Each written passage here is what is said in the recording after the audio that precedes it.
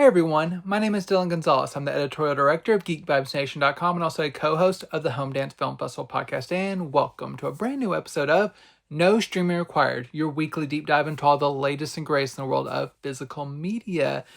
Thank you for joining me once again for another amazing episode. I have such a packed lineup for you this week. I have stuff from some of my favorite labels, including A24, Deaf Crocodile, Shout Factory, 88 Films, Eureka, Radiance Films. I have a little bit of something, hopefully for everyone. And I have, like I said, I have a lot to get through, and a lot of these are kind of elaborate packages or just kind of a lot to show off on some of these. A lot of steelbook releases this week. So this episode may be especially long. I'll do my best to kind of speed through things without skipping over everything you need to know about each one of these releases. But this is going to be more of an intensive episode. So thank you for those who go on this journey with me, because there's a lot of really fun titles.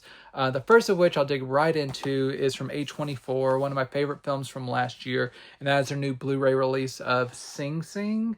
Starring Coleman Domingo, Oscar nominated for this role, alongside a lot of people playing kind of versions of themselves. This is based on a true story. It's about a prison that has a program that has a kind of a rehabilitation program for those who can put on like theatrical arts, who can put on stage plays to kind of tap into their creative side and give them more of a creative outlet for their during their time in there. And it's shown to be a very positive force in these inmates' lives, which is why they ended up making a narrative movie out of it. And this movie is fantastic. It is just mostly about that program and how this can impact like some of these people's lives and the dynamics they have. And there's a lot of really great depictions of male vulnerability within this place that doesn't really usually foster such kind of openness with one another. It's just such a wonderful movie. I love it so much. I wish it would have gotten a Best Picture nomination. It didn't, but it did get a couple nominations, like I said, for Coleman and Best Original Song and stuff. So this was acclaimed, but I just wish it would have gotten a little bit more of a shine last year. But I'm glad that it did get a Blu-ray release from A24. It's a really nice Blu-ray release. Would I prefer to 4K? Yes, but there's not a 4K version at this moment. And the Blu-ray does look very nice. It does come with the Dolby Atmos audio track, which is pretty cool. It sounds really nice. It's not the most intensive movie that would maybe necessitate an Atmos audio track, but it fills that space really well within the kind of creative confines of this narrative. And you do get some special features, including a commentary track, some featurettes, and some deleted scenes. So good value for your dollar. One of the best movies of 2024, in my opinion, is Sing Sing, and this Blu-ray is very much worth checking out. If you're a fan of A24 movies or just heartfelt movies in general, Sing Sing definitely recommended from me. Another movie from earlier this year, actually, from February of this year. It is from Universal and Focus Features. It is based on a real story as well. This is Last Breath.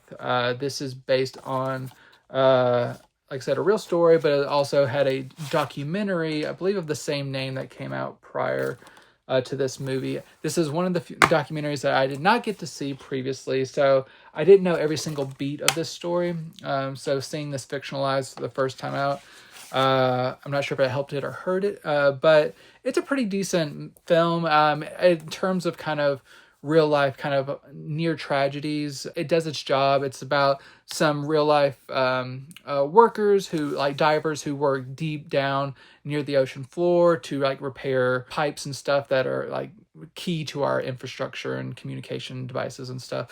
And how one diver got stuck down there in the race to rescue him before he runs out of air.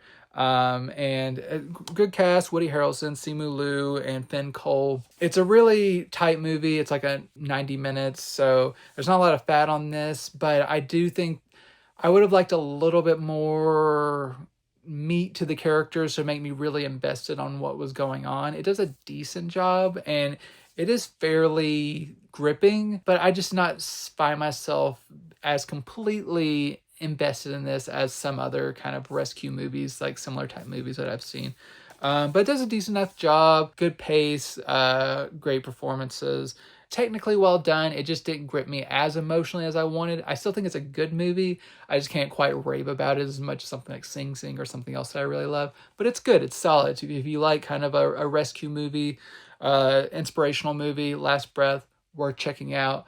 Blu-ray from Focus Features and Universal looks really good. A lot of this takes place underwater. Most of it takes place underwater. And so a lot of that darkness, you do get a slight bit of banding, but overall it's a pretty solid, like, deep black levels. Nothing much in the way of compression artifacts. And you get a Dolby True HD 5.1 track, which sounds quite nice and everything. This does take place in Ireland, like when they're not, I mean, it's underwater, it's still in Ireland, but on the land, you get to see a lot of the Irish countryside that looks really nice on Blu-ray. And you get a couple of special features, including a commentary track, making up featurette, and a gag reel. The commentary track is obviously the most in-depth of these, and that's with the director and some other people. And it gives some nice context to this. So solid movie and Blu-ray from Universal. Not my favorite movie of the year so far, but perfectly watchable and worth checking out in some form or another. I'm pretty sure this will probably be on Peacock if you want to try before you buy, but worth checking out in one form or another. And I'd probably also be on the lookout for that documentary, and decide which one you want to watch first. I'm definitely going to be checking out the documentary now that I've watched this, because I'm intrigued to see kind of how they portray that in a different way. My next release really had me fist pumping whenever they announced this, because we get so few 4K releases, catalog releases from Disney, and this was one I was really excited about. This is going back to their, like, Hollywood Pictures Touchstone days. This is Tombstone, the classic Western, with Kurt Russell, the late Val Kilmer, and Sam Elliott, and Bill Paxton. So many people here. This is a steelbook release. The only way to get it in the US is a steelbook version of it. I believe there is a standard case version that you can import from overseas if you're interested. But this is the only way to get it in the US. I actually think at the moment, as of this recording, it might be sold out everywhere, but I have heard that these will be reprinted. So rest assured, don't pay like outrageous scalper prices for this. And just a note, I believe that the overseas version of this, I believe the included Blu-ray is not from a new master, but the one in this US 4K does have a remastered Blu-ray for those who are interested in that. But the film itself is worth owning in 4K in some form, not just because of the great performances, but it's well shot, good direction from George Cosmatos, and with a little bit of ghost directing, I think, from Kurt Russell. But it's just a classic, like, Wyatt Earp, gunfight at the OK Corral lore. Kurt Russell playing this lawman who's wanting to kind of spend his last remaining days quietly retiring in Tombstone, and how a band of outlaws really does not want that to happen. And when lawlessness is abound, Wyatt Earp rounds up a group of people, his brother and other famous people like Doc Holliday, to help him out to keep law and order. Things get bloody. There's classic Western shootouts. There's a romance that's a little bit forced with Dana Delaney, but I still enjoy her presence and stuff, and it's handled well enough. And there's just so many quotable lines. I'll be your Huckleberry. I got 2 guns, 1 for each of you. Stuff like that. I really enjoy this movie, and just it's so great. After I've never upgraded to the Blu-ray release of this, just because I had heard kind of lackluster things. I still have my DVD that I watched just a couple years ago. So going, especially from the DVD to 4K is night and day, but judging from the old screen caps of the Blu-ray to this new restoration for this 4K blows that out of the water. It's there's a lot of like earthy, dusty backdrops. It's a Western. But it looks very nice in Dolby Vision. You get a lot of great, like, detail. All the like natural film grain is retained. You don't get all that like scrubbing of the natural textures. Just beautiful, bold picture, nice textures, no crush, no blown highlights. This is just a really, really nice encode and transfer from Disney, which makes you want even more of their catalog on 4K, which they just recently announced Kingdom of Heaven, which if you don't want to be left without that one on 4K before it gets sold out like this one currently is, pick up Kingdom of Heaven. I hope to be talking about that in a few weeks or so. But I love that Disney is supporting their catalog releases. This is a really fun Western. It's a great disc with the Dolby Vision and DTS 5.1 audio. You get no new special features, but you carry over the older supplemental features. Not that much, but you get a 28-minute making of, some storyboards, and some trailers. Nice packaging. I enjoy the steelbook packaging, but more importantly, the 4K disc is excellent. Bring out more of these, Disney. Give me The Rock, Con Air, all of it. Just give me your back catalog. I'm all for it, and Tombstone's a great next step. Definitely pick it up if you're a fan of 4Ks from the Disney/Fox back catalog. I think it'll give them more incentive to release movies like this. So Tombstone, lots of fun, great 4K release if you're a fan of the movie. It's really, really worth the upgrade. My next 4K upgrade is one that was actually on 4K previously in one of the Columbia Classic sets, but Sony is breaking that apart from that. This is the 4K release of Gandhi in a steelbook form. This was part of the very first Columbia Classic set, and that was when Sony still wasn't regularly putting Dolby Vision on their releases. So that original release was HDR10 only. This new 4K steelbook is in Dolby Vision, so you get that nice upgrade. And you do get a 4-disc set, so you get a theatrical version on Blu-ray, or the feature on Blu-ray, special features disc, and the film on 4K spread across 2 discs. There is a built-in intermission that cleanly kind of divides this film across those 2 discs. So each half runs about an hour and a half long on 4K, and so it's a good, healthy encode on this for sure.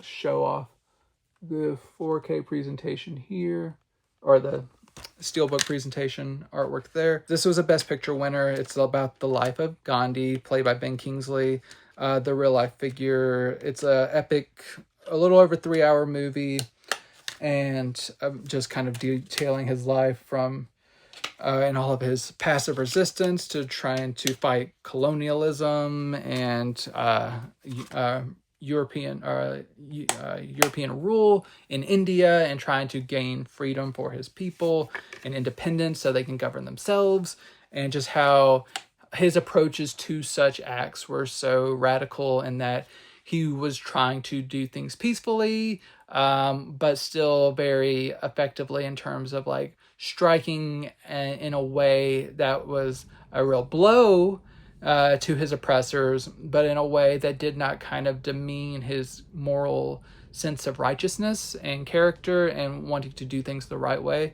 And how there are some stumbling blocks and stuff and lots of tragedies along the way, but it is really just an inspirational story, played excellently by Ben Kingsley, and the rest of the performances are good too. Not too much in the way of like a white savior stuff throughout, but there are some good friendships that he builds with different figures. You have people like Martin Sheen and Candice Bergen along the way. This is actually my first time watching this. I do have the original Columbia Classic set. This was one that I had not found 3 hours to carve out previously, but going to that disc that I have and judging it based on this Dolby Vision disc, it's not a night and day difference by any means, but I do think there is a nice refinement in the encode on this steelbook release with the Dolby Vision. So it has a little bit higher bit rate on this 4K steelbook, and the application of Dolby Vision does have just a little bit more like a nuance to the colors The original 4K is fantastic, no knock against it. I'm glad whenever Sony makes the decision to re-release their films with Dolby Vision.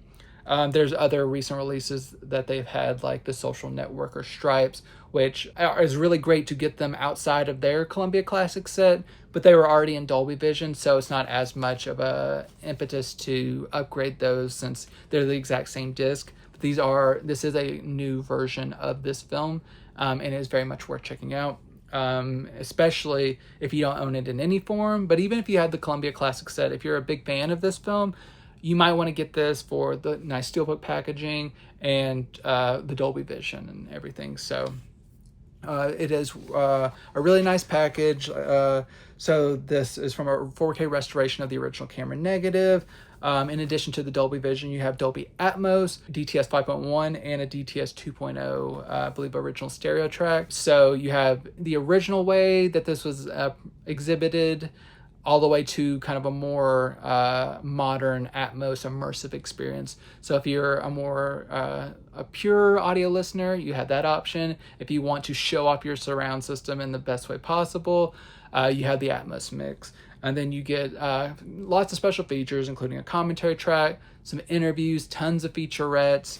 This is a stacked release, and it's good to have this outside of the now out of print first Columbia Classic set. And so Gandhi, very much worth checking out. It's a really great film if you hadn't watched it before like me. I really, really loved it. It's a great Best Picture winner, and it's very much worth checking out on 4K. Going from something pretty classy to something not as classy, more on the trashy side of the spectrum, but made with love, by Paul Verhoeven. We're going to my first Lionsgate Limited release.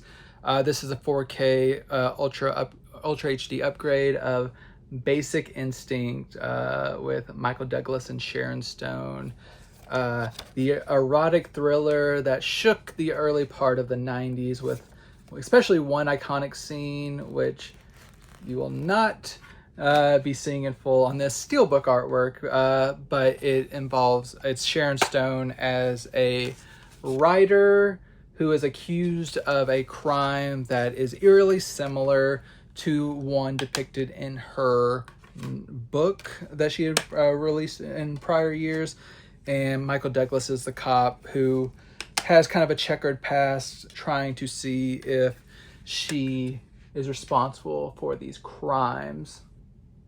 And it's really an interesting, like, psychological cat and mouse game. Sharon Stone does a really nice job as a woman who is kind of like always one step ahead psychologically and really kind of toying with the police on her case. There's a lot of seduction and like lots of nudity, and this is the unrated cut for those who are interested. So whatever Paul Verhoeven intended is what you have here. And it's this was actually my first time watching this movie, and I'd seen kind of allusions and like clips of some of the more notorious scenes of this. So seeing everything play out in context and kind of seeing how it like actually functions as a movie, I was pretty intrigued by it. It does get a little bit trashy and stuff, and I think I've seen certain movies now kind of a debt of gratitude to this. Like I was just thinking, especially like of Gone Girl watching this. I think owes a little bit of a debt of gratitude to Basic Instinct. But out of like the erotic thrillers I've seen, like I recently in recent months talked about Sliver. I think this is a much better movie than Sliver, and it really works on like a performance level, like a plot twist level. It's just a very entertaining, trashy, lovably scuzzy movie from Paul Verhoeven.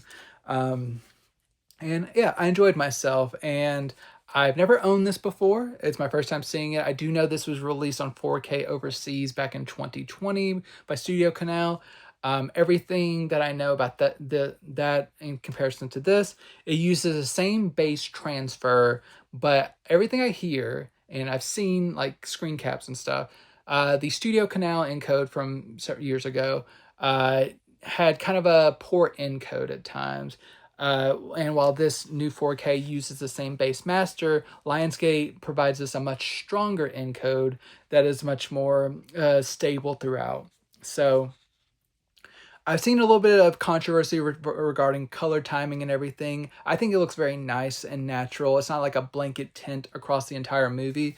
And I think, considering this was supervised by like the director of photography, I believe, and Paul Verhoeven, I lean towards maybe there's a little bit of revisionism, but I think overall this is what they intended, and this does look very nice on 4K. So this was from a 4K restoration conducted by Studio Canal. It looks very nice. You get some great textures, maybe a little light bit of DNR here and there, but overall this is a very natural looking transfer. And I was very pleased with it overall in terms of like the Dolby Vision with the colors and deep black levels, no blown highlights. Everything's pretty contained and unleashed in the proper format. I was very just blown away by how this looks, and it's a really nice looking 4K disc. You do get the 5.1 track that has been kind of prevalent throughout like the recent releases of this film, like across the recent formats. But you also get the addition of the original 2.0 Laserdisc audio, which hasn't been heard since the Laserdisc era. And that actually does sound very nice. It's the original track, like soundtrack to this. And it sounds very nice. There's a key scene, especially where between Michael Douglas and Jeannie Triplehorn, where they were having an interaction and she's making an exclamation that is kind of subdued in the DTS 5.1 track and is much more clear in the 2.0 Laserdisc track. So I think that's especially like there are differences and it is a little bit more powerful. And I'm glad that Lionsgate took the steps to track down this Laserdisc audio and include it here. And it does sound really good for audio purists. And then in addition to all that, it looks good, sounds great, tons of special features. I believe you get almost all of the Studio Canal special features plus additional special features on top of that, which is a similar situation that happened with the Your Next Lionsgate Limited release, which I also recommend. So you get 3 commentary tracks on here. You get tons of featurettes, documentaries, and just so many different interviews and everything that like I said, you get all this, most of the Studio Canal stuff, and then you get some of the stuff that was on the Laserdisc that hasn't been ported over for a long time as well. So a lot of those archival special features, I believe, including the original Laserdisc commentary from Verhoeven. So this is just a home run all the way around, in my opinion, especially since I believe, from what I've heard, the original Lionsgate Blu-ray was nothing to really cheer about. I believe it's a little bit lackluster. So now that we have a new restoration loaded with special features, great audio visual presentation, I think this is pretty much everything you could want from a Basic Instinct 4K. So Lionsgate Limited, this is one of their releases, which means you cannot buy it anywhere except lionsgatelimited.com. So that is their storefront that allows them to release certain titles. They're starting to take more of a chance on some titles that maybe wouldn't have got otherwise. So you're not able to buy this at like Amazon or Target or anything like that. But this release pattern does allow them to get products to consumers that maybe they wouldn't have taken a chance on otherwise, because they have a little bit more hands-on control and get a little bit more cut of the profit margin. So it makes them take a little bit more of a risk on certain things. So we finally have Basic Instinct on 4K in the US, and you can get that from lionsgatelimited.com. Definitely recommend it if you're a fan of the movie. And while we're on the subject of Lionsgate Limited, they also, you can bundle it with another 90s hallmark. This is Abel Ferrara's King of New York with Christopher Walken. So this, I've talked about Abel Ferrara several times on this show over its existence, and sometimes he can be a little bit much for me. He can be a little bit aggressive for my sensibilities. I respect his filmmaking talents, but not all of his movies are for me. But this one, it is my favorite. I do like King of New York, Christopher Walken as a gangster, kind of fresh out of prison and trying to reestablish his dominance of the city in different ways and going about things in ways that tick off various people, including corrupt politicians and cops and other gangsters and strained alliances and all kinds of stuff. It is Abel Ferrara taking his kind of nihilistic view of the world and really leaning heavily onto like this gangster crime genre that's a little less slick than like some of Scorsese's movies, but it has like a flavor all of its own. It's prime Ferrara, and he does a really nice job with this one, and it's a movie I do really like. I watched it for the first time about a year or two ago. My wife really was interested in watching it, and now, of course, as I joke on this series, she has the ability to conjure 4Ks into existence, and she's finally done so with this Lionsgate limited release of King of New York. And mostly it is a home run. So this was released previously on 4K. I had not imported it from overseas by Arrow Video several years ago because I have limited funds and I'm not always able to import stuff that I really want. But my procrastination paid off with this release because it uses the same 2020 4K restoration from Arrow Video with Dolby Vision. It's a very nice restoration that they had completed. Looks very nice, deep black levels. Everything has a nice texture to it. This is kind of like a gritty New York movie. And you like to see kind of all the nuances of that in 4K. You have a 5.1 track and a 2.0 stereo track. This is where things get a little muddy, just in terms of like falling short of perfection. The 5.1 track, I think there's something wrong with it because listening to that, even just for a little while, the sounds are kind of all kind of either misaligned or kind of blown out or just kind of not proportional to what they should be on screen. It just seems like something maybe went awry. And from everything I've heard feedback-wise from other people, like on forums and stuff, this was not the case with the Arrow Video 5.1 track. That 5.1 track may have still not been like excellent, but it didn't sound like this. So I do think Lionsgate is kind of is currently investigating to see if maybe something went wrong. So hopefully if that something is found to be wrong, which I think there is, they will do a replacement program. That shouldn't scare you off completely from this release because the track to listen to is the 2.0 track. The original 2.0 track, there's nothing wrong with that. It sounds amazing. It's really nice and clear. And from all accounts, it sounds like that is like even on the Arrow Video release, that is the track to go to. And that is how it was supposed to like originally exhibited. And that's how it should sound. And it sounds really good. That's how, after I was initially listening to the 5.1 track, I swapped over to the 2.0 track. No problems with it. So you can still listen to this movie and be perfectly satisfied if you listen to the 2.0 track.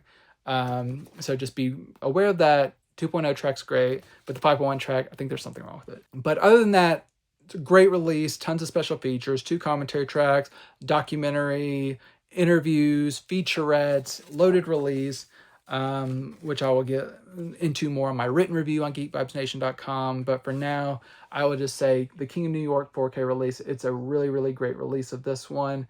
And I think Abel Ferrara fans, Christopher Walken fans, Lawrence Fishburne fans, Giancarlo Esposito fans, tons of people in here that make up this great cast and great narrative will be pleased with this 4K release from Lionsgate Limited. Like as mentioned with Basic Instinct, if you want this one, you got to go to lionsgatelimited.com, pick up this and maybe one of their other releases I've talked about. They've released a lot of good stuff in a short amount of time, and there's more coming, which I'll hopefully talk about soon.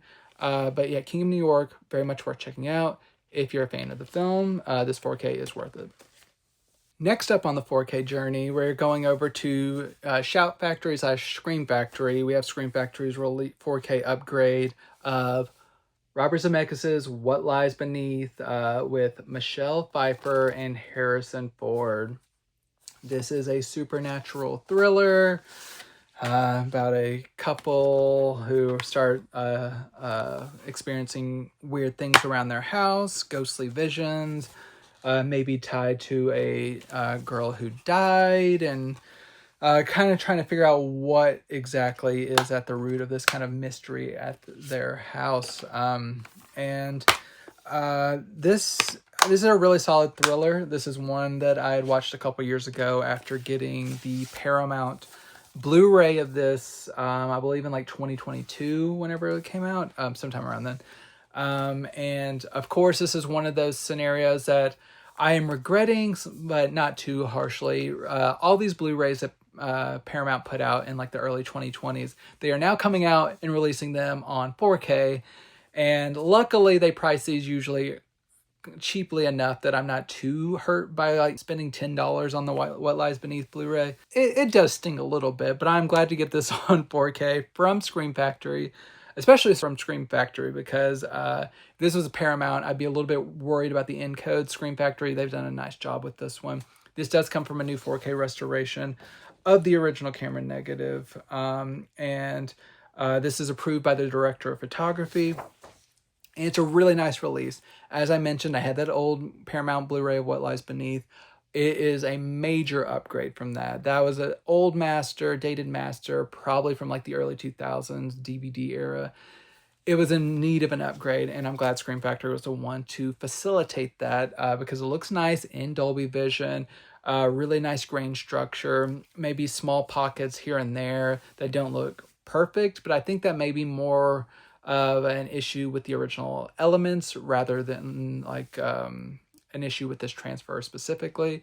Overall, this is a really nice, consistent looking transfer. Nice bold colors, nice deep black levels, no blown highlights, really great textures throughout. Anytime anyone has like beads of water like falling off of them, it's very clear and defined. I really appreciate that. I love Michelle Pfeiffer. She looks amazing in this, and all of her like outfits and stuff. There's like a lot of great textures and stuff. Harrison Ford, you see kind of like some of his age lines very distinctly. It's just a really good thriller, and nice 4K release of this. And it does come with a 5.1 and a 2.0 track. Both of these sound really good from what I've sampled. You do get a commentary track on this. And the big selling point of this, in addition to it being a 4K upgrade, is they've created a new retrospective documentary on this film with a lot of the behind the scenes people. It's an 83-minute runtime of like people like on the development team, directors, composers, all kinds of people just in this retrospective documentary that runs nearly 90 minutes. Like I said, 83 minutes long. And then you get an additional featurette and stuff, trailer for this 25th anniversary edition of a really interesting movie that Robert Zemeckis kind of just was able to knock out in between filming like parts of his Castaway shoot. So it's cool that we got this out of him, and it's a fun film, fun supernatural thriller. Maybe some things that I don't love narratively, but overall I respect what this does, and I do like it quite a bit. So Scream Factory, it's a nice job with What Lies Beneath. I love these original cover art. No reversible cover art, but this is a really good 4K from Scream Factory.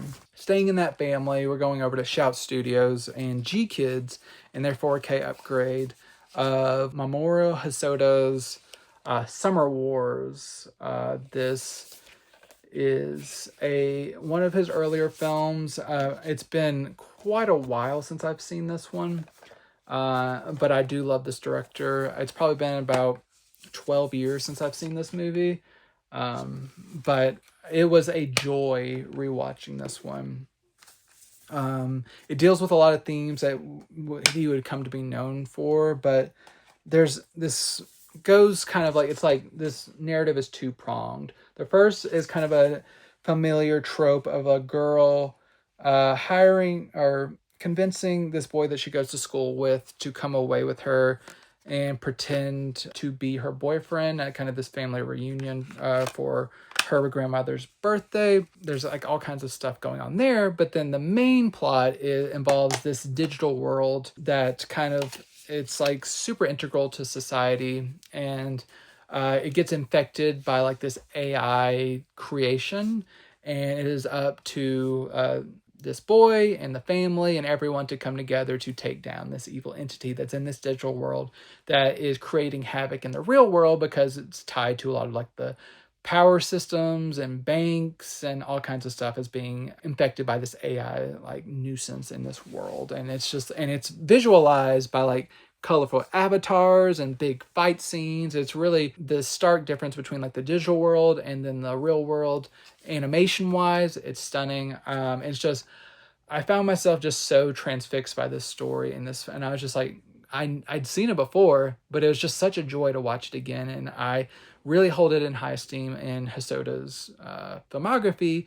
I'd probably been underestimating it since I hadn't seen it in so long, but watching it again, I really enjoyed it. I had the old Blu-ray. I believe it was from like Funimation or like an older anime studio. G Kids has picked up most of his catalog in recent years. We're going to be getting a 4K upgrade of Wolf Children in August, so be on the lookout for that. But this film has been remastered and now presented on 4K.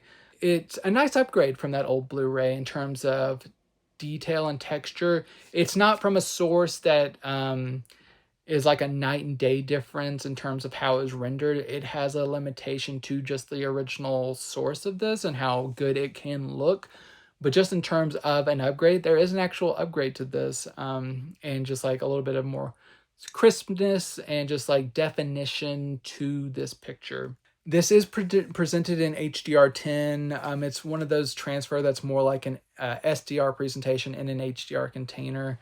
I've seen some reports that some televisions or presentations have looked a little bit dim for people, and people are looking for a little bit more pop out of the colors of this. I did not really have issues with that. My TV typically tone maps and handles the lower nit presentations, like SDR presentations, pretty well. And I was very pleased once like I got into the right settings, how this looked on 4K. I think the colors aren't eye-searingly like bursting with color, but I think that it's more of a deep, nuanced, balanced color scheme, which I really appreciate. And I did get exactly what I wanted from this visual presentation. I didn't have a lot of banding or anything like that, especially like in like the very fast moving scenes inside the digital world where there's tons of fights and characters and stuff. Everything is kept pretty distinct from one another, and it just looks very nice. And this has both the original Japanese and an English dub track in 5.1. Both of those sound quite good. And you do get some interviews to go along with this. So, and I do want to note that the 4K, it's only in a steelbook form, and it is only available through Amazon. So if you go to Shout's website, you will be able to see the remastered Blu-ray that is included in here for sale. But the 4K is not on that website. You have to get this from Amazon. I believe the same is for Wolf Children. So if you want it on 4K, you have to get it from Amazon. I know a lot of these store exclusives can be a little bit frustrating whenever you're trying to pick up everything you want, but I try to steer you into the right direction. So go to Amazon to get this 4K release of Summer Wars. It's worth it. It's a good release from G Kids. I really like the upgrade from the old Blu-ray especially, and it's just nice to have this one in such a great presentation. Anime fans, definitely check this one out. Sticking in the world of animation, but going over to one of my favorite labels around, and I'm going through several of their releases this episode. I'm lucky to do so. The first of which, from Deaf Crocodile, is their latest Bill Plimpton release, I Married a Strange Person. Some may remember them releasing The Tune a little while back. This is a follow-up to that. And this one, it's kind of in the same vein. It's a little surreal and music driven, but it is a little bit more outrageous, for lack of a better word. It's a lot more sexually suggestive and driven, and you get like some really kind of shocking material at times, but they have a QR code here that if you need to see a transcribed version of the special features, you can go to that. You do get this interior. I'll take out the Blu-ray so you can see the interior of the Blu-ray release. So if you order the standard version, what you will get is the disc and this just standard keep case here. If you go to Diabolic or Deaf Crocodile directly, you can get it in this nice deluxe edition packaging, which does include this really nice thick booklet in addition to the chipboard packaging. You get some nice animation, you get great essays. It's just Deaf Crocodile always, I couldn't imagine missing out on these deluxe editions. Personally, I think they're very much worth it. Any extra few dollars that it takes. The deluxe editions, they just look so nice on my shelf, and I love the booklet so much. They always put a lot of great effort into those. But this one, it's a weird story. It involves like radio waves and boils and pigeons like having sex in midair, and people it's a journey. That's what I'll say. There's a lot of just like surreal like non sequiturs with like lawnmower people, like kind of like suburban lifestyles and relationship dynamics, and there's just a lot of stuff going on here with like relationship issues and governmental oversight, and it's Plimpton just really popping off. I think I actually like this a little bit more than the tune. It's a little bit more aggressive than the tune, but it struck me in a way that I enjoyed. It's kind of a weird take on this society, and it has some wonderfully weird songs and stuff. It's a wild movie. Plimpton, I believe we have more from him coming out soon as well. But I like this collaboration with Deaf Crocodile. They respect his work. They put a lot of effort into it. They gave this there was a 2019 2K restoration of the original camera negative that was approved by Plimpton. The original stereo soundtrack is on here. We get a commentary track. We get a couple of additional shorts. We get some interviews. So great supplements. And then on the disc, and then outside of the disc, if you get the deluxe edition, it's great. But even the standard edition, you have a great disc inside. And fans of animation will definitely want to check that out. Sticking with Deaf Crocodile, but going more towards their live action side of the things, we have, I believe it's a Czechoslovakian film, a Czech film, Freckled Max and the Spooks. And this was one just reading the description got me excited to see what was going on here. So this is the removable card here. Here's the back. So I'm not going to go too deeply into this, but what I will say is the easiest way I can describe this is a kid runs away from his abusive like circus family and he takes up a residence. This is the transcribed special features QR code. He takes up residence in a castle that is basically run by a group of ghouls, including like a Frankenstein character and and Dracula and werewolf like archetypes and stuff, who have created a new Frankenstein's monster that has little bits of like a little bit of young Frankenstein sensibilities, but kind of through a European lens, like a Eastern European lens. That's very just kind of like subtly and sometimes not so subtly hilarious and wild, and just lots of like interesting creatures abound. So I think this would definitely going to check this out again during like Halloween times, because it's like I don't want to pull references just from the description on the back, but like them mentioning like Young Frankenstein and Monster Squad and everything, they are relevant, even though a lot of these came after this movie, or some of these references came after these movies. But it's just a offbeat film. I love a lot of like the European cinema that they track down that I would have never seen before, but it always kind of tickles my fancy, and this was just another example of that. This is a great discovery for me personally. If you know this film, you will know that it's now been given an 11 presentation, but if not, I think most people probably haven't heard of this film. This is a good way to discover it from Deaf Crocodile. This comes from a 2K restoration of the Interpositive, And this has the original stereo track. It has a commentary track. You got a behind the scenes featurette. You got other featurettes. You got interviews. You got video essays. So a really nice collection of special features. You get the booklet on the deluxe edition. Or if you want the standard edition, like I said, you just get the original keep case here. That is still very much worth the money. But spring for the deluxe edition. I think you'll thank me. But Deaf Crocodile's release of Freckled Max and the Spooks is very much worth your time. But that is not my last Deaf Crocodile release. I have one more from them. This is actually a re-release of their 2022 disc with a new slipcover, but it is one that I had never seen before and I've never covered before. This is the Russian film Zerograd, which translates to Zero City. And I love all their kind of little Russian films that they rescue for me.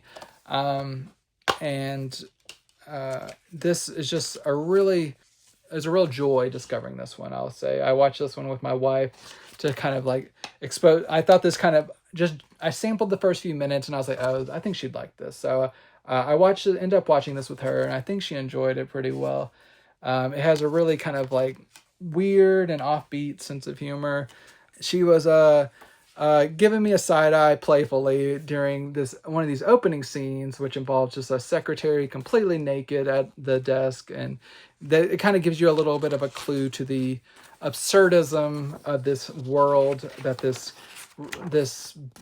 Russian bureaucrat kind of goes into this town, he kind of gets sucked into kind of this situation where he's come for an appointment, but nothing is quite like it seems. And then it all gets really sparked off by the death of this chef who has like prepared his lunch before he's about to leave town, who is either committed suicide or he has been murdered. By all accounts, he's probably died by suicide from first glance. And it just leads down this kind of rabbit hole of just like not knowing what is going on. People are not acting how people should act. And it's just a really interesting tumble down this path of just Russian history and like commenting on the political power structure and uncovering layers and not knowing what is reality and what is kind of fantasy. If you like kind of a surreal political metatextual narrative, Zerograd, I think it'll like scratch that itch. It's a really bold, entertaining movie, and it's very much worth checking out.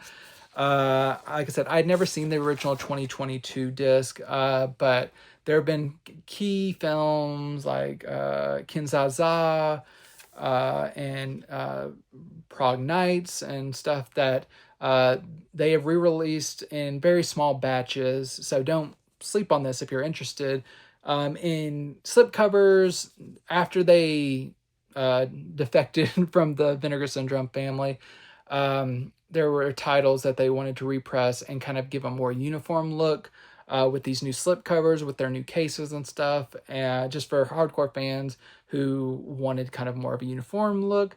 This has a slipcover that's not exactly like the deluxe edition of like the previous two titles I talked about, but it looks really nice alongside the other cases that had kind of a different look when they were previously released through the Vinegar Syndrome. But Zerograd, very much worth checking out. I love this new slipcover. It's a really nice complement to the original cover art here. But yeah, check this one out if you're just kind of a fan of surreal cinema. I enjoyed this one quite a bit.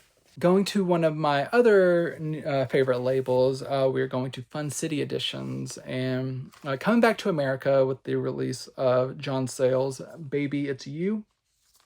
This has the great Rosanna Arquette here, and it's kind of a coming-of-age story about a girl who's just about to graduate high school, who experiences first love with this kind of guy who he's more of a dropout type. He is trying to be a singer, but he's just kind of like, he's very charming, as the movie tells us he's charming. I did not find him charming.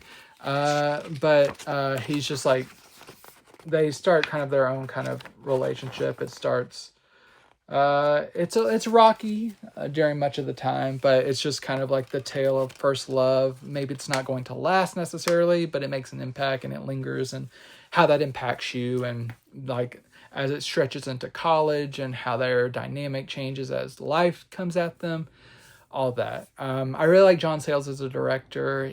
I've talked about several of his movies over the last couple years. There's been a lot of good upgrades of his movies. But Baby It's You is one of a lesser title for me, just simply because I did not like the male lead of this one, just because he's such a aggressive and kind of just like irritating personality. He doesn't like, he's so obnoxious, and the way he treats Roseanne Arquette's character, I could not get on board for like why she would be interested in him and like put up with his bullshit. But I did like Roseanne Arquette enough and her performance enough to check this out, along with like appearances from like Matthew Modine and Robert Downey Jr. and stuff.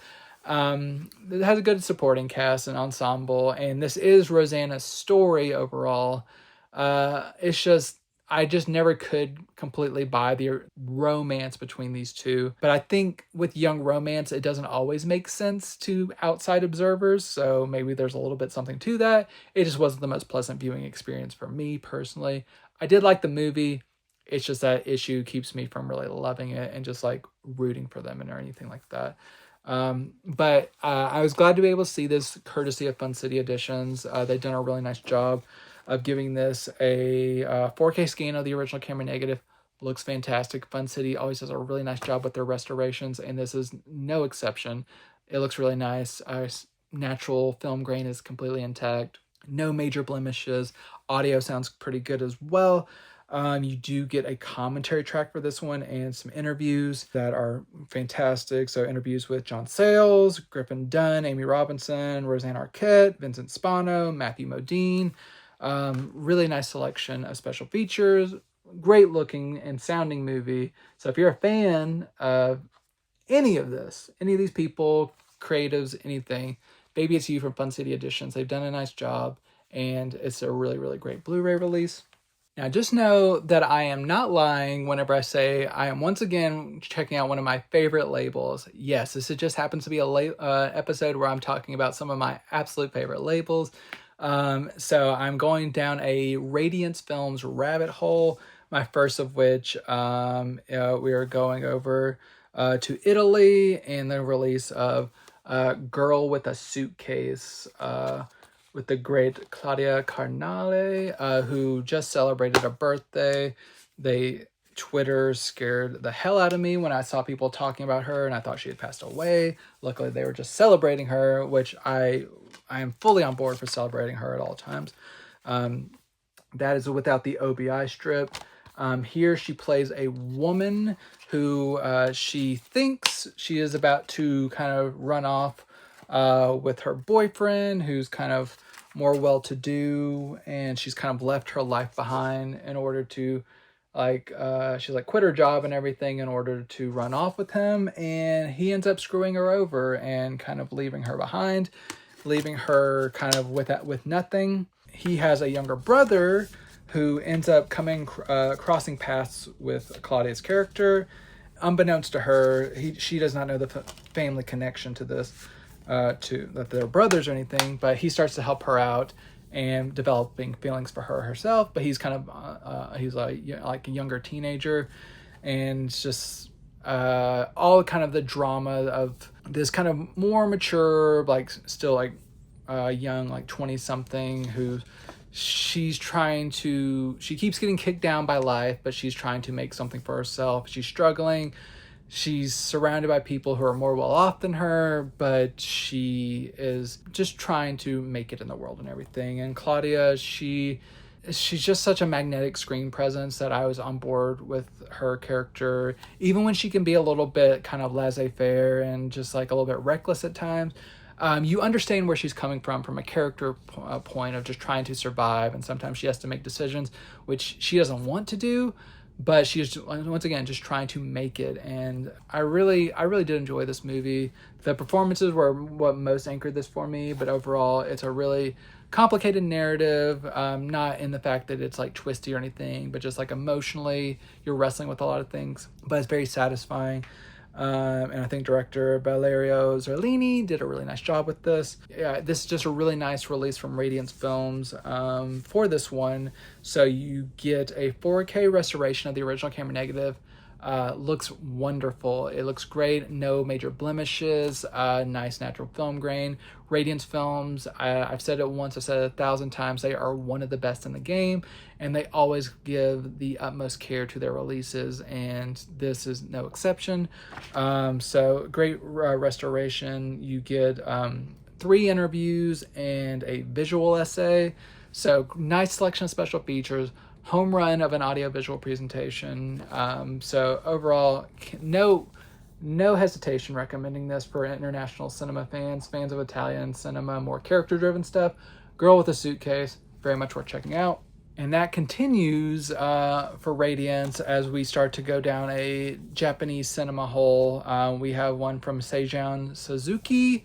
This is A Tale of Sorrow and Sadness.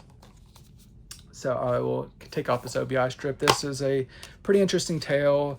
This is Suzuki. He had been kind of like ousted from the industry for like a decade at one point, and this was the film that he came back with,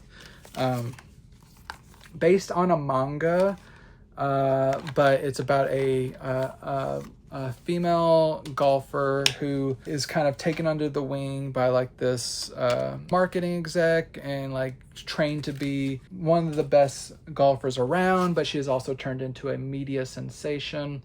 She kind of has a complicated relationship with this marketing guru, but then at one point she gets involved with a hit and run accident with a woman who does not die, but the woman that she hits starts to kind of like exert power over her and extort her, and just it leads down kind of, it's like a power trip about like the struggles of like fame and pressure and all this stuff kind of like coming together in this world of the high stakes world of golf. But it is more of a character driven story and how this character interacts or reacts to all this pressure that is put on her by the outside world. A Tale of Sorrow and Sadness. It's an interesting movie. And it's been given a really great 4K or a really great presentation, Blu-ray presentation from Radiance Films. It does come from a HD transfer. So not a new restoration per se, but I believe that whenever it was released overseas in Japan, it was probably given a restoration then, and that restoration that Radiance was provided looks very nice. And you get, it also sounds good as well in the original Japanese. No English dubs or anything like that. You do get a commentary track and an interview. So if you're a Seijun Suzuki fan, this is an interesting outing for him. If you're a Japanese cinema fan, worth checking out for sure. It's a lot of kind of moral wrestling and kind of character driven stuff, different from some of like the more Yakuza and like just driven stuff, that a lot of what you get. But A Tale of Sorrow and Sadness, it's a good Blu-ray release from Radiance Films, worth checking out. Our last Radiance Films release is The Eel from Shohei Amamura. I am definitely pronouncing that incorrectly, but it's just, I'm talking about so many like big Japanese auteurs.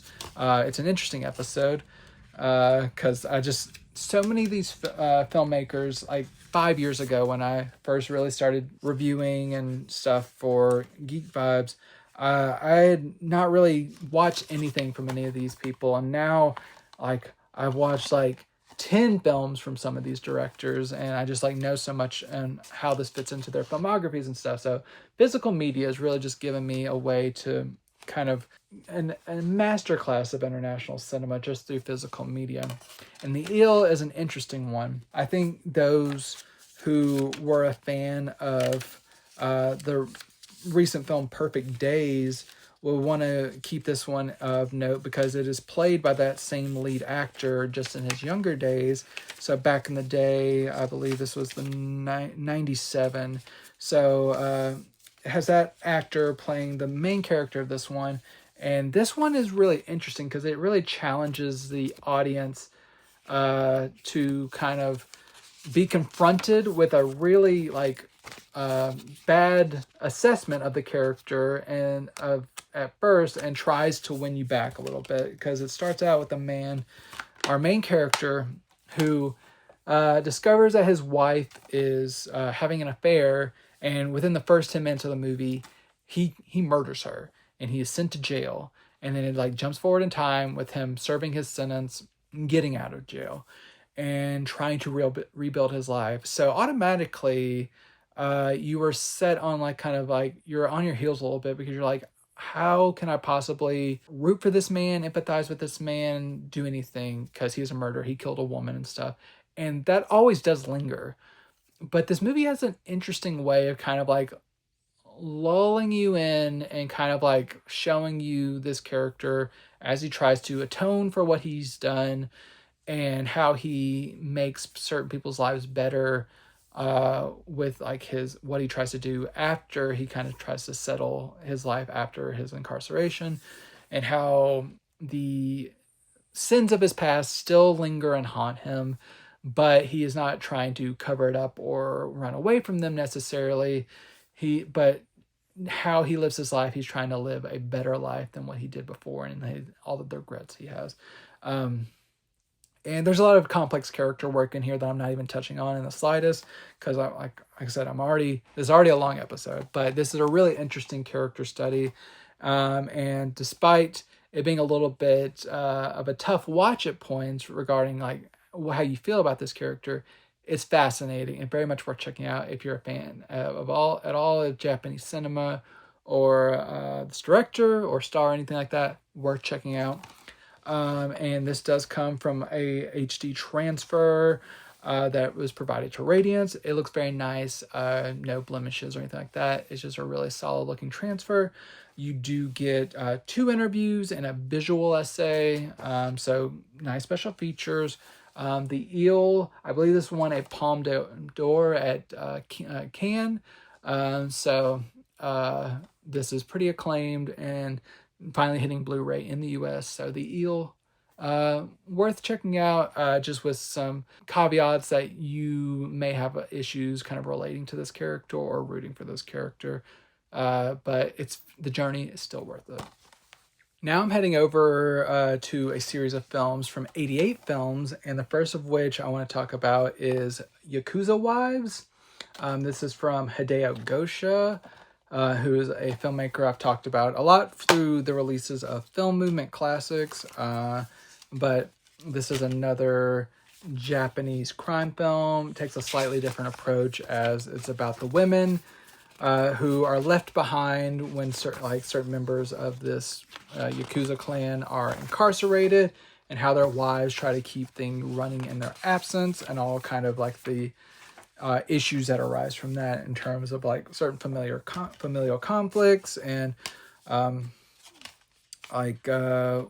main leader, her sister, getting like involved with a member of a rival gang, which that storyline I have major issues with, because it does the thing that I really hate of like a woman getting sexually assaulted and then like getting together with the person who assaulted her, because the complicated feelings that she has afterwards. It's just that really kind of put me off of this more so than anything, but I was able to get past that with other parts of the narrative. It is interesting, but that is keeping me back from like completely loving this movie. But it's an interesting entry into the like kind of the Yakuza subgenre. And it's all right. It's not my favorite 88 Films I'm talking about, but it's worth looking at. This comes with a HD transfer provided by Toei. Very solid transfer, no major blemishes. It's just solid. You get a intro, you get an interview, you get a gallery. So a couple of special features to flesh this out. Yakuza Wives. Yeah, it's decent. I enjoyed it. This is with the OBI strip removed. And that'll go to like something that I'm a little bit confused by, because the next film also has this OBI strip, and then the third film has a slipcover from 88 Films. So I'm not sure where the inconsistency comes from. But my next one is Jakoman and Tetsu. So this is from director Kenji Fukusaka, who is another filmmaker I've talked about quite a bit, with a script by Akira Kurosawa. So this was earlier in Kurosawa's career, before he was like always like directing himself. He wrote a script that is very character driven, as you would expect from Kurosawa, and it's a really interesting one. This is set in kind of like a fishing community, and the two titular figures, Tetsu is kind of the son of a local fisherman who kind of returns after being gone for a while, presumed dead, and comes to kind of like keep like the community together and kind of just bring everyone together. And Jakoman is the man who feels slighted by the community and wants to tear everything apart. So it's kind of like these two figures at odds, and kind of the interpersonal conflict that happens within this fishing community. I like that it's kind of a opposing sides force in a setting that isn't always explored. It's less charged than like a traditionally like Yakuza like crime front. This is more like petty differences within like a workplace almost setting with this fishing community. And there's a lot of it's not so much like a action outing. It is more a human drama, which I really love. So if you're interested in that, Jakoman and Tetsu is worth checking out, especially if you want to see like a part of a Kurosawa's filmography.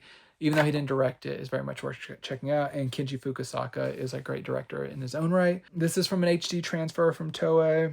You do get a commentary track, you get an intro, and a gallery. So a couple of good special features here for this old school film, piece of Japanese cinema that is worth your time. Heading over to Hong Kong cinema, still with 88 Films. This is the one with the slipcover. We have Lady with a Sword. So this is more of your like classic Shaw Brothers work. Here's the artwork underneath.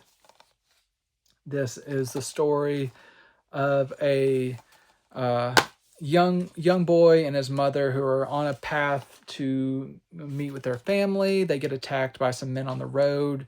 The woman dies. The young boy lives to tell the story that who attacked his mother. And then her sister, played by our titular figure, the lady with the sword, goes out for revenge. But things get a little bit complicated whenever she realizes that she has a connection to the person who committed the crimes against her sister. And I really like this one. This is one of the more memorable, like Shaw Brothers,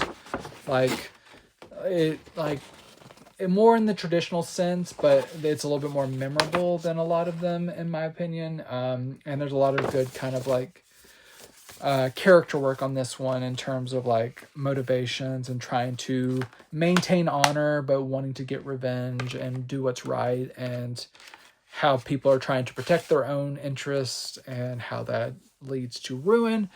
Really fun movie. I really liked Lady with a Sword in terms of the Shaw Brothers output that I'm talking about. You get a HD transfer from Celestial Pictures. Really solid. No major blemishes or anything like that. Maybe a little bit of like light blurring in a few shots, but I think that more so goes back to some of the original elements and how it was shot. You get a commentary track and a gallery. So not super stacked, but the commentary track's a nice addition. And yeah. Lady with a Sword, good release from 88 Films. going over to Eureka Entertainment, because all of our labels these days are dealing with Asian cinema, and it's been a boon for me in terms of like learning and just getting immersed in this. And one of my favorite directors that I've learned about in recent years, Cheh, and that is the feature of this release. This is the Magnificent Cheh, with the Magnificent Trio and Magnificent Wanderer. So 2 films from different decades in his career. One was early in his career. The Magnificent Trio is kind of your typical, like, skilled fighter gets in the middle of a conflict between lowly villagers and the tyrannical ruler who's like kind of exploiting them, and how that kind of like leads to ruin with people like kidnapping daughters and all kinds of stuff. And then Magnificent Wanderers, that one is more lighthearted. It's more of like a it's not like a straight up comedy, but more comedic, kind of kung fu comedy, involving like a group of warriors who are like trying to get involved in the fight against the encroaching horde, I believe, of Mongolians who are coming to fight against them, and just kind of it's like a more comedic kung fu comedy. It shows the different styles of Cheh and like all that he could do so well. Get some great performances in here. Light, breezy run times, like 90 minutes each, pretty much, or roundabouts. And they're just very entertaining movies. And Eureka has brought 2 films together for really great presentations. You do get HD presentations from Celestial Pictures. You do get a commentary track for each movie. You get a visual essay. You get an English dub version on The Magnificent Wanderers, but only Japanese for Magnificent Trio is the only version for that. But yeah, Eureka, they always knock it out of the park. They've done a really nice job with this. Nice HD transfers, nice selection of special features. 2 features for the price of 1. I don't think you can really go wrong if you're a fan of Hong Kong cinema. So this Cheh double feature worth checking out. Going over to another Eureka title, we have from Ringo Lam, The Adventurers. And then this is one starring Andy Lau. And this is kind of your typical heroic bloodshed movie. Andy Lau is a man who goes undercover into a crime syndicate to get the people who killed his parents when he was young. And that involves him forming a relationship with the daughter of the crime boss, and how that kind of spirals out of control.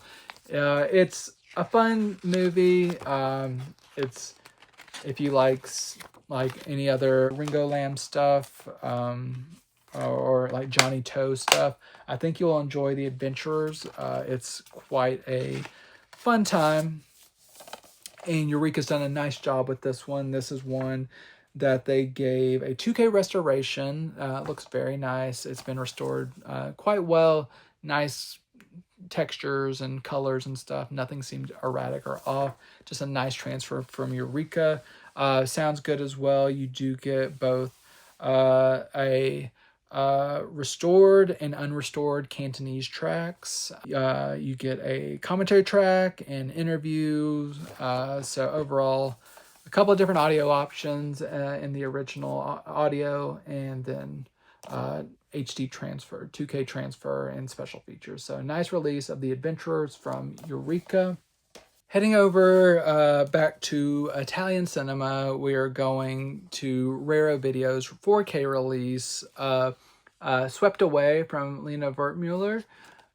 This is a film that I'd only heard about the version with Madonna. I had heard about from 2002 or so was a remake, but I had never seen the original version, so I was glad to be able to see what inspired that film, which I've never seen either.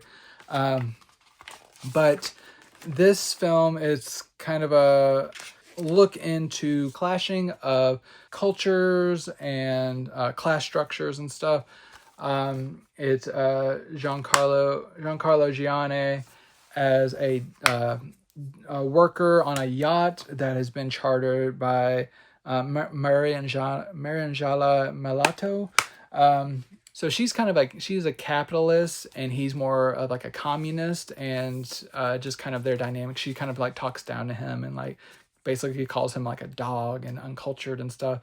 Until one day they go out against his protests on like a little boat, and they end up getting stranded on an island for a long time, and then their dynamics kind of twist, where he's more the one in charge and she's kind of relying on him to survive. And what I do like about this movie is what it does have to say about class structures and how prejudices that people hold against one another, and just like how people are ignorant of how their place in the world and everything. I like that. What I do not like about this, and I really struggled with, is how it uses violence and sexual violence and stuff to make that point. Our protagonist, played by Giancarlo Gianni, he slaps the shit out of the woman so many times to like kind of break her, and he threatens like sexual assault, and he's like very like abusive towards her until he's like determined to make her like a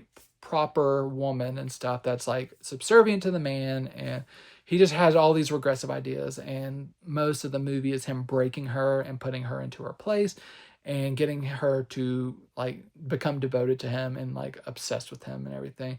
And I really struggle with that on a narrative level, and I just don't love that like that kind of experience, or had that in my head. So I really struggled with this one, and I know I'm not the only one that has struggled with this, so I'm not alone in this. But I can appreciate the good things about this movie, but there's more like things that I really don't like about this movie that kind of sours things. I will try it again in the future sometime, but on this one viewing, it really left a bad taste in my mouth for the most part.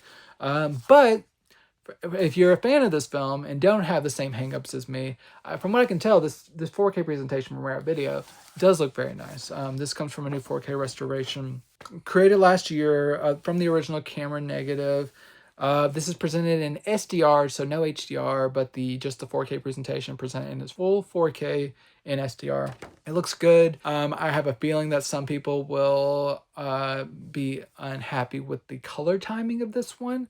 I'm not intimately familiar with this movie, but the Cinemateca Bologna or whatever, who usually do their like certain restorations in Europe, they have a penchant for putting a little bit of their own creative flourish on a color grade. I did not think it looked super unnatural or like piss yellow or anything like that, as some people have said. But I would not be surprised if some people had that argument. I did not personally have an issue with this. I think it looks like a pretty nice 4K presentation, and having never seen it before, I thought it looked good. But your mileage may vary. But this does get a 2 commentary tracks, 1 new, 1 archival, and an interview. So Rare Video has done a nice job with this. I'm glad they're getting into the 4K game, and because I do like quite a few of their releases, and I do want to see more from Lena Wertmuller. It's just this one didn't completely work with me, but it does seem to be a good 4K presentation. Over at Kino Classics, we have the silent era film Ramona.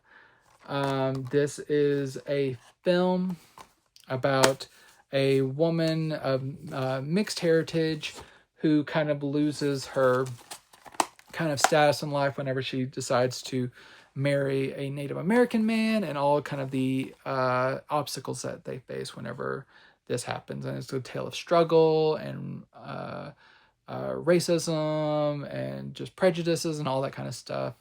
It's set in this time. So it's a pretty progressive movie for this silent era time. This was in 1928. And I liked it quite a bit. It's a little bit more active than some of the silent films that I watch. There's usually something pretty entertaining going on. I think this was a good rescue from Kino Classics in collaboration with the Library of Congress. This looks very nice. It is a silent era film, so there are nicks and scratches and stuff like that that remain but it's just, that's the name of the game for silent era. You're not ever going to get it perfect just because a lot of those elements just don't exist in a great state. But this has been preserved quite well for what it is, and it looks very nice. Music track from Ben Modal. Sounds really nice. This is color tinted. And then you get a commentary track that gives a little bit more context to this. So Kino Classics, their release of Ramona, worked out very nice for them. A few more films. I told you this would be a long one. I apologize to my great editor, Anya, who's probably going to make this seem a lot more streamlined and condensed than it actually was. So pray for them.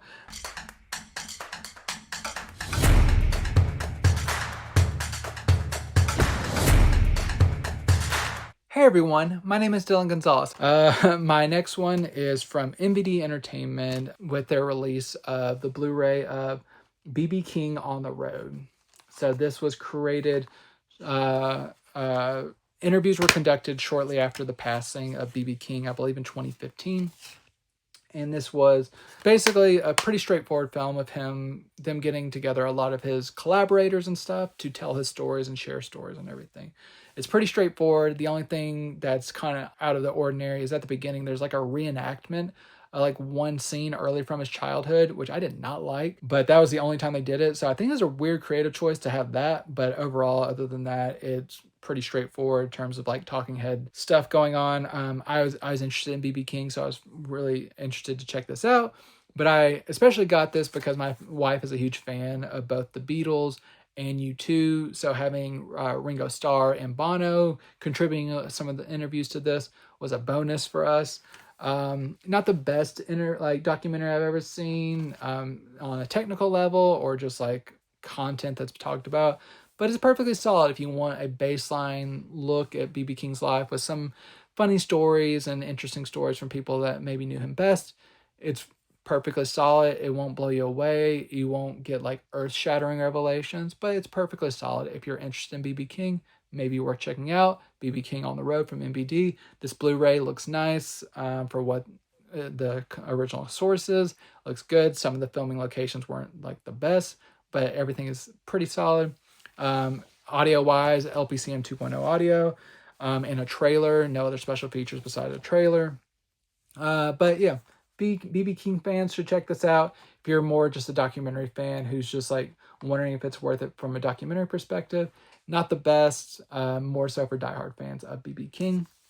My rare DVD entry on this title, this is MVD Entertainment in conjunction with Cleopatra Entertainment. This is Rock Bottom. This was recommended to me, so I decided to check this out. And I thought it was pretty solid. This is a more music-driven film. This is about Robert Wyatt, who would be a part of the industrial group Soft Machine. This is based on his music and life and everything. It's an animated film set to his music that's been like remastered and stuff, put into like a loose narrative form that involves like him dealing with like drug use and like meeting key people that kind of put him along his path and everything. It's more like a vibes driven film, and it's the animation, it's passable. It's not like the most mind-blowing animation, but it's very like psychedelic-y, and it's very gentle, and there's quite a bit of like unexpectedly quite a bit of nudity, like animated nudity in this. This is more rotoscope driven. So you get like just a psychedelic music driven trip. I like the music pretty well. And yeah, the visuals are decent. It's an hour and a half. I wasn't bored. I'm not suddenly a new fan of Robert Wyatt and going to check out all of his music, but as a film, I was entertained enough. So especially if you're already a fan of Robert Wyatt, probably worth checking out, or just a fan of animation, rotoscoping especially, check it out.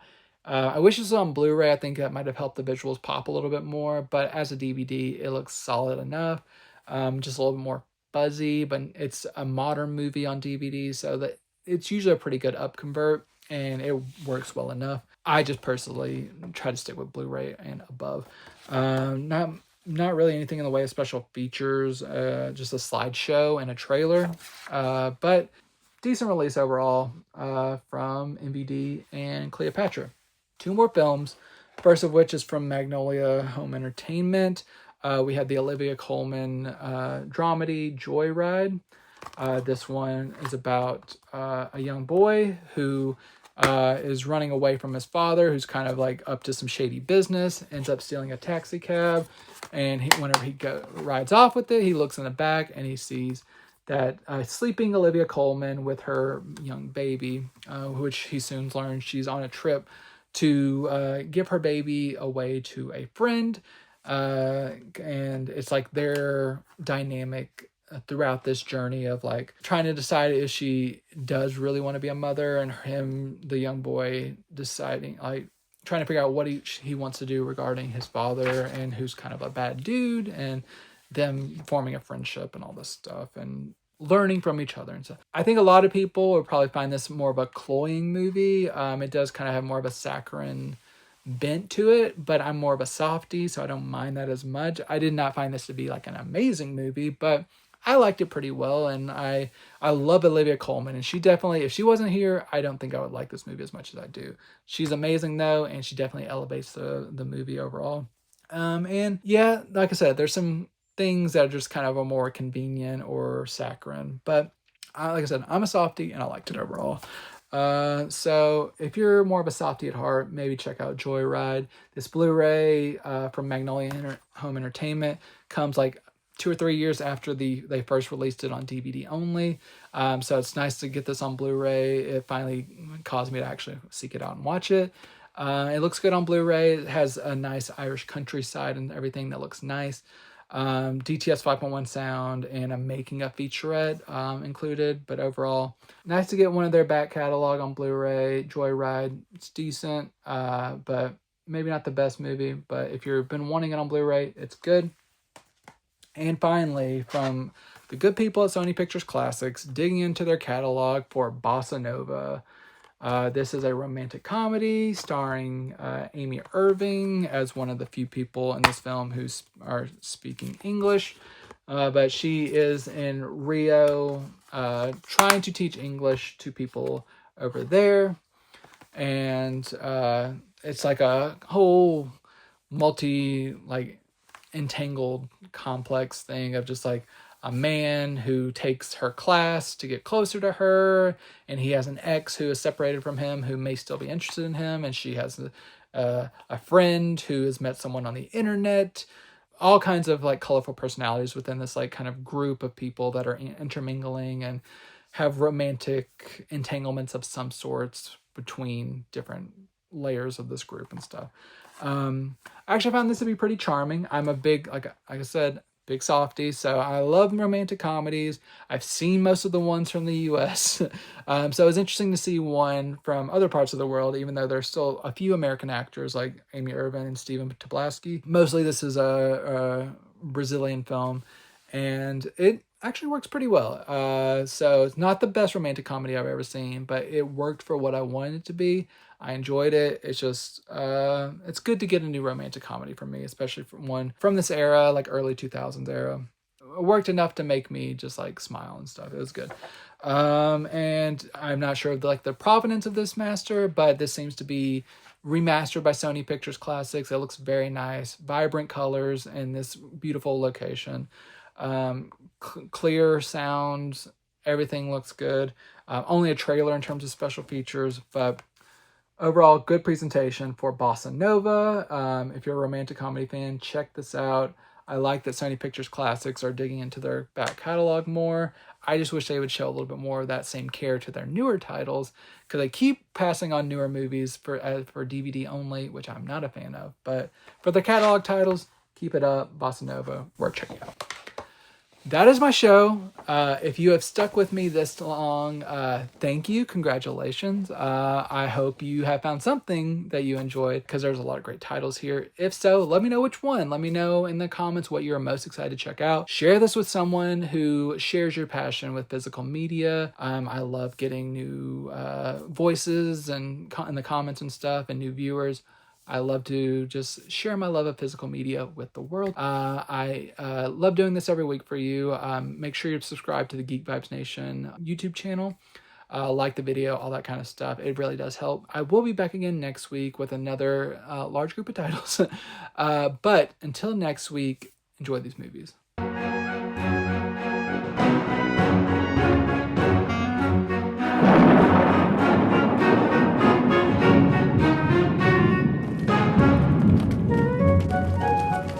Počujete ma, Albert?